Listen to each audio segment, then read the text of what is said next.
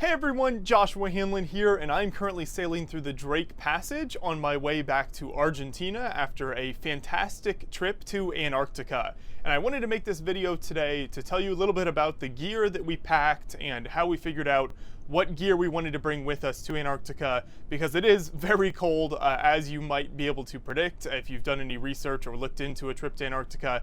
And so you want to be well prepared, because once you get down there, the conditions can get pretty tough. So I'll start off by saying that the boat we went on was the Ocean Nova. It was run by a company called Antarctica 21, and the only gear that they gave us for the trip was a pair of boots. So that means that everything besides the boots was something we were either going to have to bring with us or pick up in Ushuaia at the bottom of Argentina, which is where the boat left from. Now in our case, we were doing several weeks of travel in South America before we got on the boat down to Antarctica, so we didn't want to have to haul a whole bunch of winter gear with us, so we decided to go the route of renting gear in Ushuaia. And there are several different options and companies that you can do that through, so I wanted to explain that today. So now we'll take a look at all of the gear that we have here. I'll start by mentioning the company where we got most of our gear from, and that was Ushuaia Gear Rentals. And we were very happy with them. You can order online. They have kind of an order form for anything that you want. So of all the gear that we have right here, the jacket, the pants, waterproof pants, this waterproof backpack, and these waterproof kind of pullover gloves were all from Ushuaia Gear Rental. And they were really great to work with. They will deliver all of the equipment either to the boat itself or to wherever you're staying. We were staying at an Airbnb in Ushuaia, and they delivered it there. And actually it was pretty last minute, so that was very helpful. They were able to connect us with one of their guides on the ground in Ushuaia. They're based in the United States, the company, but they have people on the ground in Ushuaia that they connect you with, and it worked really well. I will say one word of warning. Both this company as well as a number of others that we tried to reach out to originally were a little hard to communicate with, so that's worth being aware of if you're trying to email these companies to figure out, sizes of things or anything to do with the gear and what type of gear you might need. Communication can be difficult. You've got language barrier, as well as just, some of these companies aren't the best at replying to emails. So be aware of that. But in the end, we just did the order form through Ushuaia Gear Rental online. I'll put a link to the website in the description. They were great to work with in the end and got our gear to us. Now, the couple other gear items that you see here, the goggles and these gloves, that was from a company called Jumping Ushuaia. And that stuff we actually picked up the day we left on our trip. So we had to be on board the boat about 3 p.m. So that morning we got up and went to some of the shops and got gloves because Ushuaia Gear Rental did not have gloves available, and then got that pair of goggles as well. And so there are a number of companies that if you just want to show up into Ushuaia, you can either buy or rent from some of these companies as well. Word of warning there, a couple different things you want to check for. Number one is the quality of items. So some places, we looked into it and there were a lot of bad reviews because things like the pants weren't actually waterproof. So we wanted to make sure we got like good quality actual waterproof gear. So that's something to be aware of. Make sure you check and confirm that things are actually waterproof. And then another thing is a lot of these companies in Argentina and Ushuaia have some strange hours where they'll close for a number of hours in the middle of the day. So you've got to make sure if you're just showing up in Ushuaia and renting stuff kind of the day of or the day before or something, your boat leaves, that you can actually get there and they're open and they don't close when you try to show up, and then you're out of luck. So just be aware of the hours there.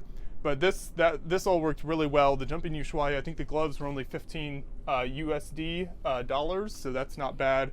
And I think it was the same for the goggles as well. And then the rest of the gear cost about $150 total between everything here. Some of this we didn't actually end up getting a lot of use out of. So the waterproof backpack we thought we would need, we only got one of them. But we didn't end up actually using that too much because we didn't have anything we really needed to haul around in a backpack. The jacket here has lots of fantastic pockets, and so we're able to just put stuff in there. So it's kind of up to you if you think you would have stuff you're taking to shore. Maybe the backpack is worth it to you. We didn't get really any use out of ours.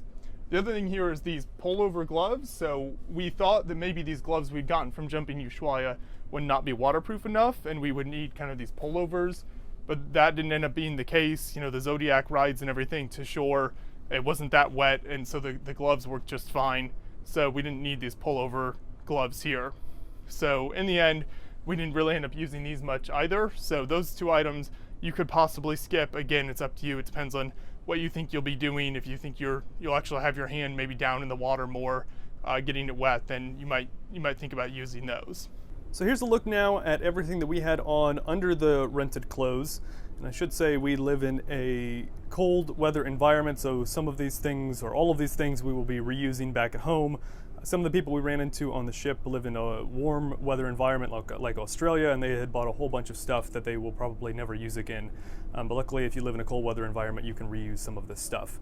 So I'll start here with the base layers, and I'll also throw in that some of these things we took off if the day looked like it would not be as cold or the wind was not as bad.